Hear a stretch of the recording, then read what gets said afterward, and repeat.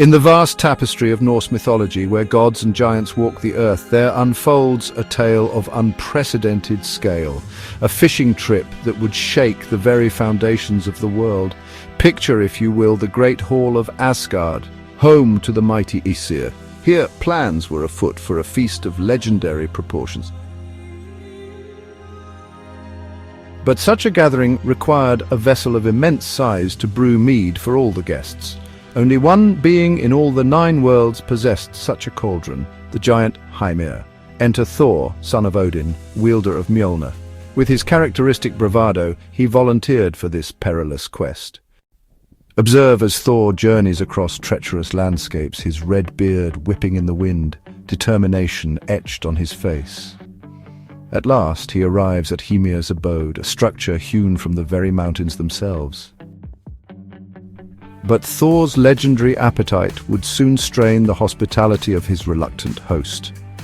Witness the giant's shock as Thor devours not 1 but 2 whole bulls in a single sitting, bones crunching between his teeth. Come morning, Hymir declared they must fish for their next meal. As dawn broke, Thor sought bait for their expedition. His choice? The head of Hymir's prized bull, torn from its body with godly strength. Hymir's anger simmered as they pushed out to sea, his usual fishing grounds their apparent destination. But Thor had other plans. Watch as he rose further and further from shore, each powerful stroke taking them closer to the domain of a creature of legend. Hymir's unease grows palpable. In these waters dwells a beast of unimaginable size, Jormungandr, the world-serpent. Thor's eyes gleam with anticipation. This is no mere fishing trip, but a chance to face his greatest foe. The god casts his line into the depths. The sea grows still, as if the very waters hold their breath. Suddenly, a tug. Not the gentle nibble of a fish, but a pull that threatens to drag Thor himself into the abyss. Thor's face contorts with effort and fierce joy as he begins to heave. The battle between god and serpent has begun.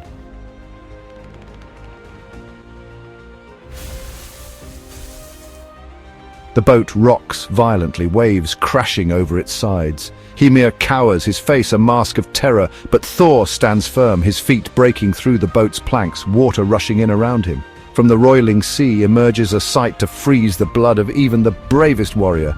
The gargantuan head of Jormungandr itself, its eyes, ancient and cold, fix upon Thor. Venom drips from its maw, sizzling as it hits the turbulent waters. Thor reaches for Mjölnir, ready to deliver a blow that would echo through eternity. But fate, it seems, had other plans. Hymir, overcome by terror, cuts the line with a desperate swipe of his blade. The serpent, freed from Thor's hook, slips back into the depths with a roar that shakes the heavens. Thor's fury knows no bounds. With a bellow of rage, he hurls the giant overboard, into the very waters that house his escaped prey.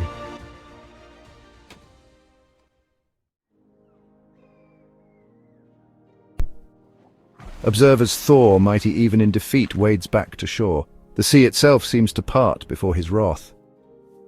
With the 2 whales Hymir caught slung over his shoulders, Thor begins his journey back to Asgard.